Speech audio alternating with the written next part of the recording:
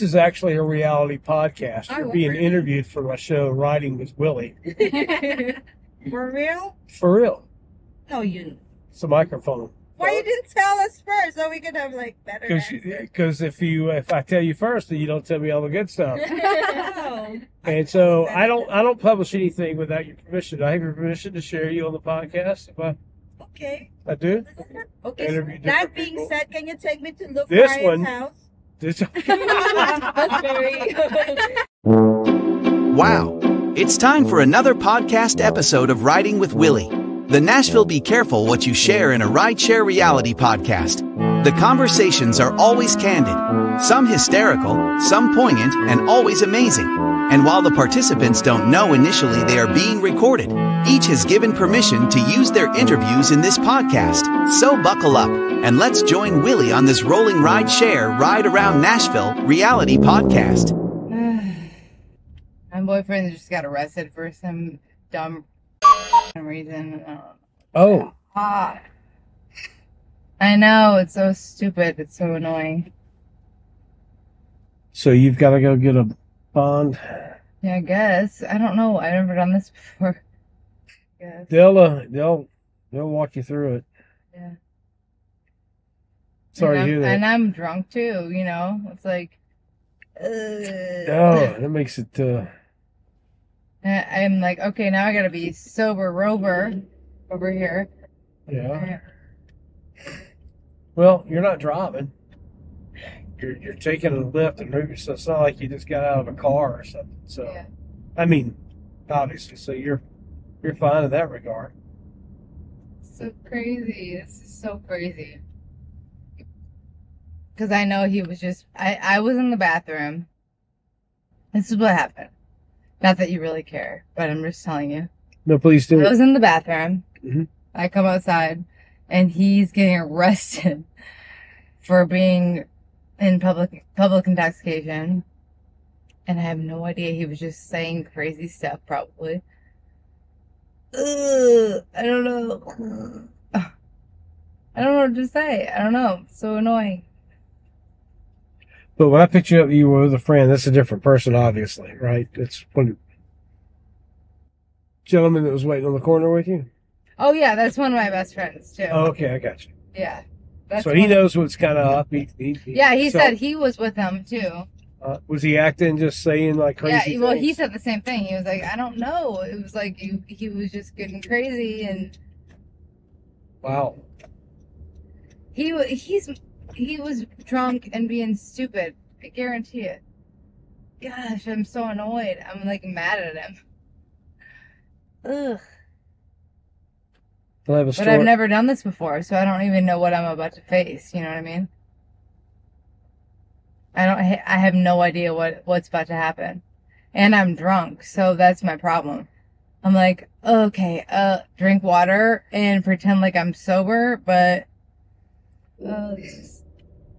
because he was being drunk and stupid, apparently, and saying that he was like, oh, I'm not going out, blah, blah, blah, blah, blah. But I wasn't there for that, so...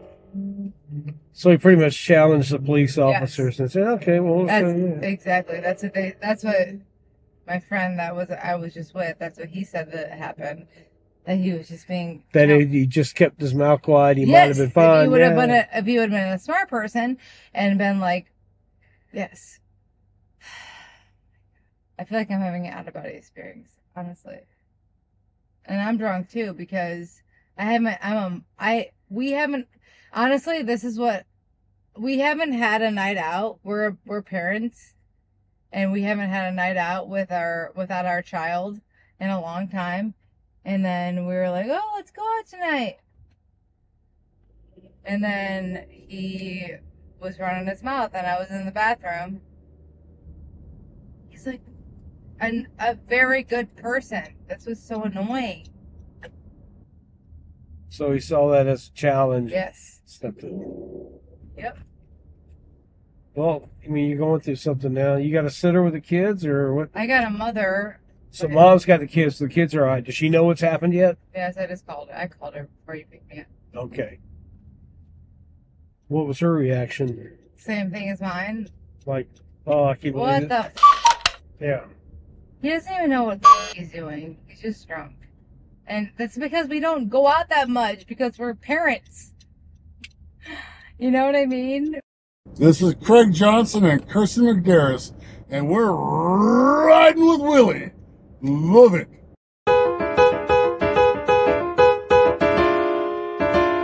Where are you from? New York. Which part? Long Island. Nice. Good to have you here. What kind of work you do? Joseph? I work in a restroom. Oh, you a chef or? No. I do everything but touch the food. So In Long Island or? Yeah, it's a family-owned pizza place restaurant. What's it called? Stella's. Stella's Pizza. Yeah, they've been there for like 40. Dude, I follow them on Instagram. I don't know. They're not too active on it. They don't even need to be. The Well, place has there's been there for like 43 years. Yeah, there's a Stella's on Staten Island too. There's a lot of Stella's pizzerias in New York. Oh, so it's like Joe's Pizza, all right? Yeah, it's. Of course, a little different, but the one where I've been, they've been there for a long time.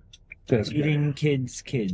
They've been feeding kids. Now they're feeding people's grandkids. That's how long they've been. That's great. Yeah. So you're a baker.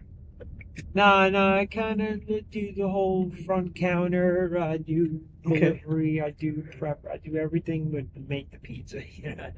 But I've been there for a long time. So, Who's the most famous person you've ever waited on there? There's been a couple of famous people I've walked through there. Chubby Checker came there. Nice. John Gotti Jr., the mobster, used to come there all the time. Wow. I haven't seen him in a while. It's been a couple of baseball. Darryl Strawberry was there not too long ago. But that was cool, yeah.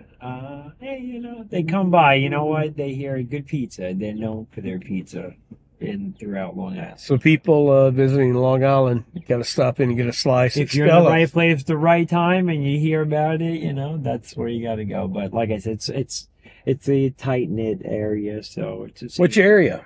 Belmore. It's the South Shore of Long Island, close to Jones Beach, the beach area, so. There's a lot of coming and going in the neighborhood, A lot of the women over there don't even know how to use microwaves, so that's good for us. They don't like to cook over there. Nobody's got time. They don't like it, and but I love it here. I'm sick of leaving. Yeah, Nashville's a friendly town. No, it doesn't matter. They throw a party every time the wind blows. You know what I'm saying? The wind changes direction. That's it. Throw a party. That's.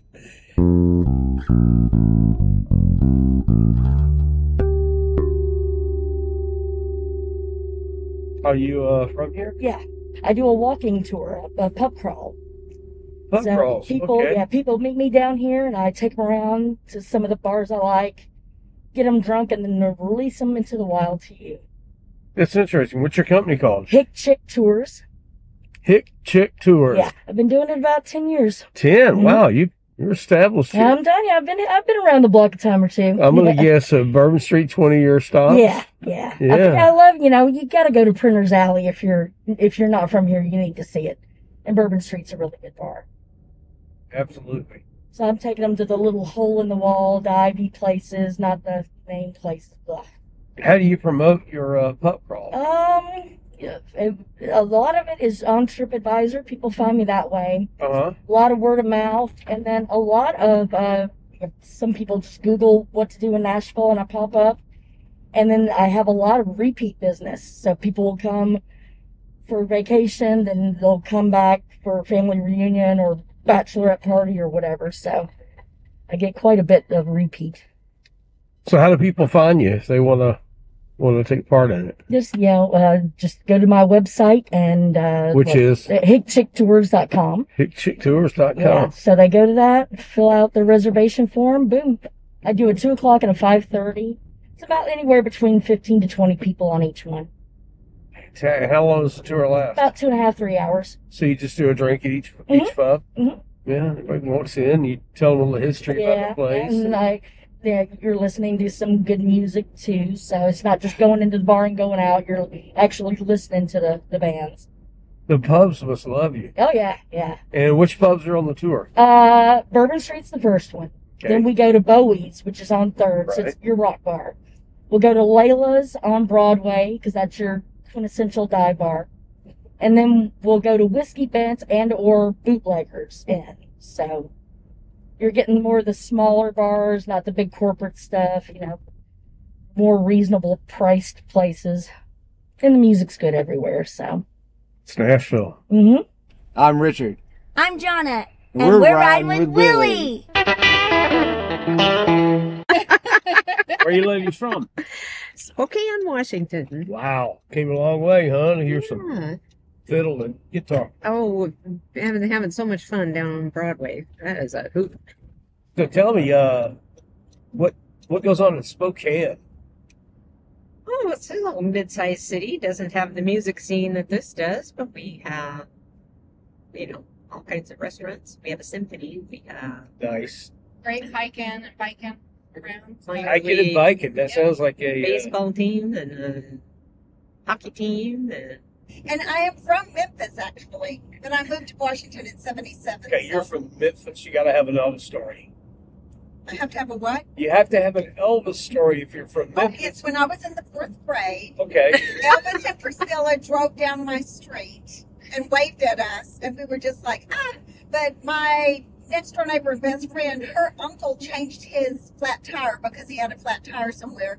And so they got invited to Graceland to come over and have tea, I guess, because they've done that.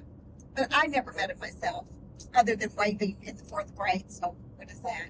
That's great. So Elvis himself actually had a flat tire. Yeah. Your uncle changed it. My friend's uncle. Your friend's uncle, Yeah. and they got invited over to Graceland. Yep. For what? Just to visit, I guess. Just to pay back. How cool is that? I know. All right.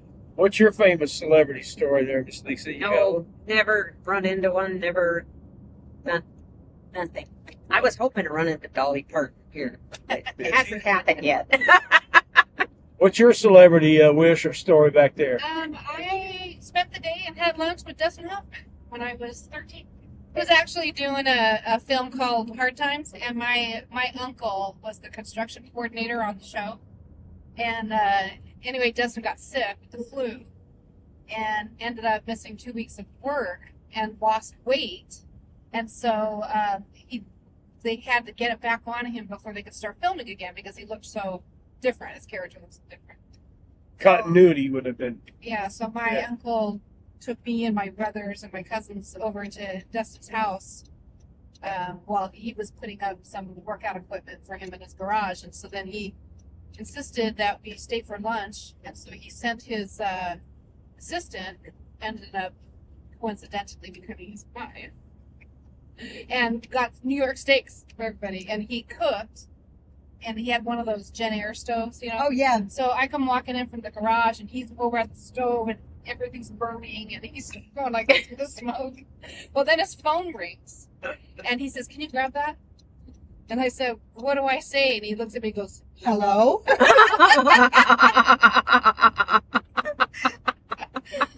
And how old were you? I was 13. What a great story. Did you know? I mean, did you know him? No, I'd never met him before, but we were all excited to go. I mean, did you know him? Like, did you know who he was? His stature as an actor? Yeah, we knew. What film had you seen that made you think, "Oh my God, I'm hanging out here with Dustin Hoffman"? So, Gosh, I don't know. That was a long time ago. Kramer versus Kramer. I've seen that. Yeah, well, I think Doubtfire was after. Tootsie, yeah, might have been. Hard Times was not one of his better films. So. And so he was just like super friendly. Yeah, he was. Just nice and fun. Yeah, he was really nice. And when we went to leave, so my aunt came to pick up my cousin Kelly and I, and the boys were staying with my uncle to finish up. And so we went out to the backyard. He was playing tennis with the guy who is his double on the show. And so we went out to say goodbye, and he goes, "Hold on a second, hold on." And he finishes his set, and then he walks us out to the front, and then we got in the car, and he knew my aunt. And he actually, as my aunt backed out, he walked up the driveway and then stood in the street, waved to us as we were leaving. It was really nice. What a nice story. Yeah, I would love to like run into him again and just say, "I know you're not going to remember me, but I remember this." Yeah, How's your evening going? Good. Is it welcome home or welcome to Nashville? Well, technically, kind of both, actually. I don't live here, but I bought a place here, so I'm in the process of moving. I mean, actually, I haven't seen the place yet, but So you're going to your place for the first time? no, my friend lives here where we're going. Oh, good. Good. Yeah, so So you're moving here from where? Pennsylvania. Oh, well. Yeah. So I've been down here almost more than I haven't been, but as a really, so it's 20 minutes from downtown. It's in it's just off 24 in Jolton.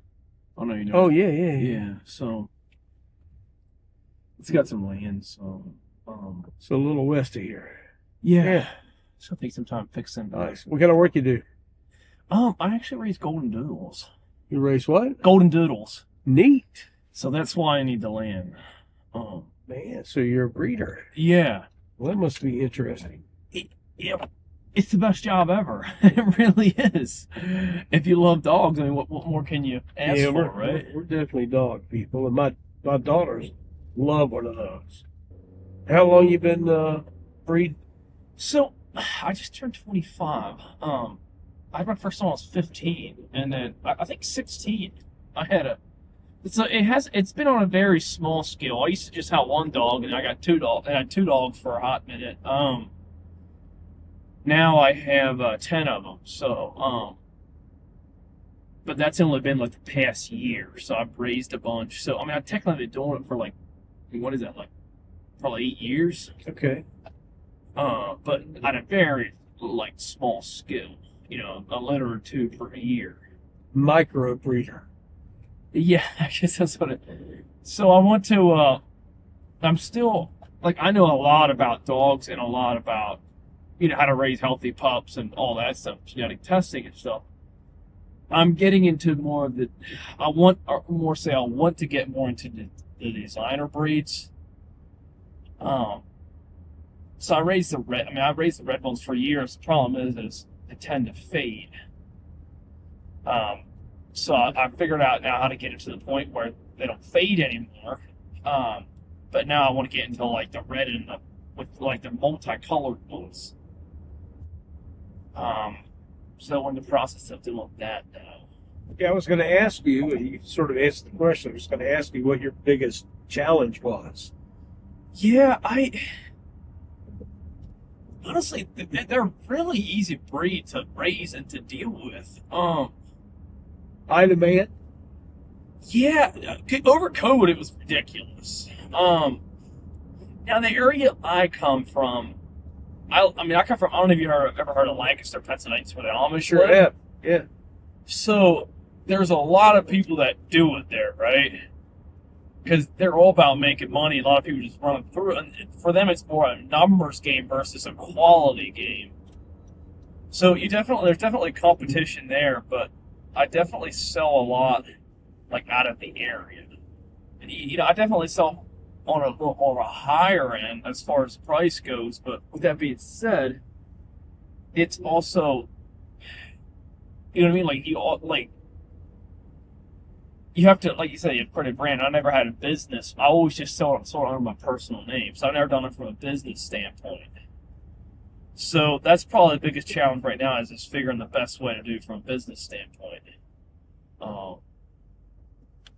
It's definitely different than other business because you have to have it very nice because I have a lot of brothers, so I live a quarter mile from the home farm. So when I'm gone, I can just ask one to take care of. Now when I move down here, it's gonna be a little different. So I don't know. It's definitely. I would say the biggest challenge is probably I guess adapting to new things. I used to always sell ones that turned 8 weeks old, advertise themselves, right? But now I sell them like when they're 3 weeks old, or start the selling process, and they want to see the puppy as puppy grows, and it's like I guess. Yeah, the hardest thing is probably adapting to the newer ways. So, well, you got video technology. You got all sorts of tools. Without a doubt. Yeah. yeah, like things go so fast, move so fast that you have to, like, you can't just sit there and watch the world go by because then the pup might be on social lives, right? You know, like, you can't neglect things. It's not like, you know, with a business where you're selling, like, just objects to where, you know, you can sit back and focus on one thing a little more, right? Like things keep moving so fast. Tell me the name of your business. Well, I'm planning on calling it Goldendoodle Kingdom, so... Goldendoodle Kingdom. Yeah, because it's like, I'm raising build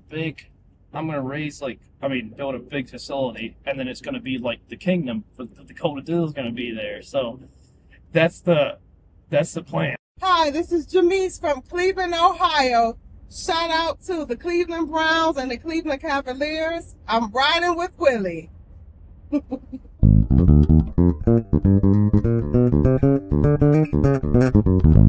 Oh my God, everybody in Vegas are crazy, funny. They go naked, they go everything. Like, I think as soon as they land in the airport, they just don't care what's going on. Okay. And everything there is legal. You could drink while walking. You could smoke while walking. And you can smoke weed, except for like, you know, heroin and that. You can't do that. But weed, it's fun. Everything is open 24 hours. So it's either you party in the morning or night.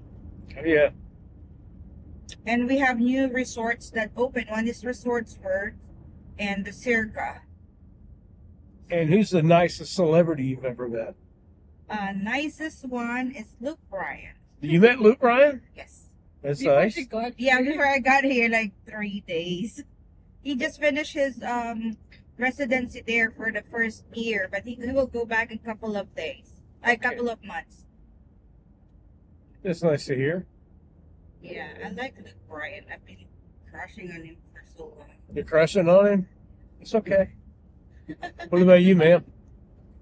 Oh, sorry? You're in hospitality as well? Yes. Who's the nicest celebrity you've ever met? We don't get celebrities there. You don't get some? Okay. No. Us, we do. We get, we have a lot.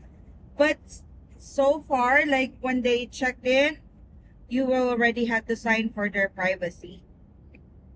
Once they check in, that's, sure, yeah. That makes sense. Absolutely. Even you, if you don't want to be known, then you could just say, well, I'm famous. This is actually a reality podcast. You're being interviewed for my show, Riding with Willy. For real? For real. No, you. It's a microphone. Why you didn't tell us first so we could have like better Because if I tell you first, then you don't tell me all the good stuff. Oh. And so I don't publish anything without your permission. Do I have your permission to share you on the podcast? Okay. I do? Okay, that being said, can you take me to Luke This Bryan's one- house?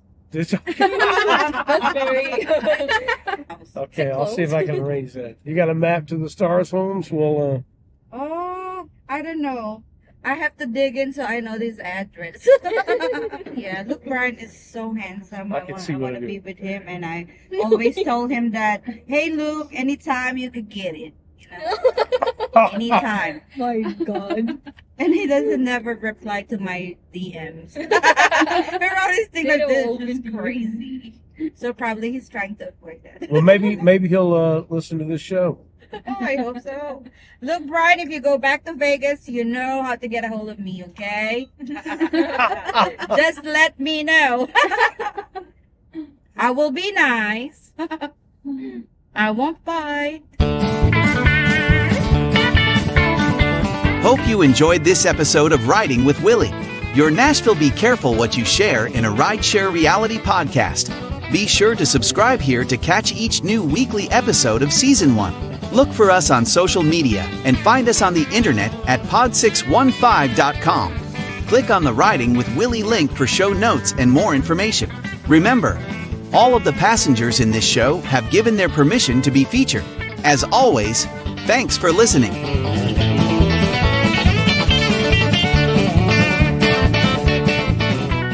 Riding with Willy is a podcast production from the Pod 615 and William Kitchen's Creative Group, Inc. I don't know.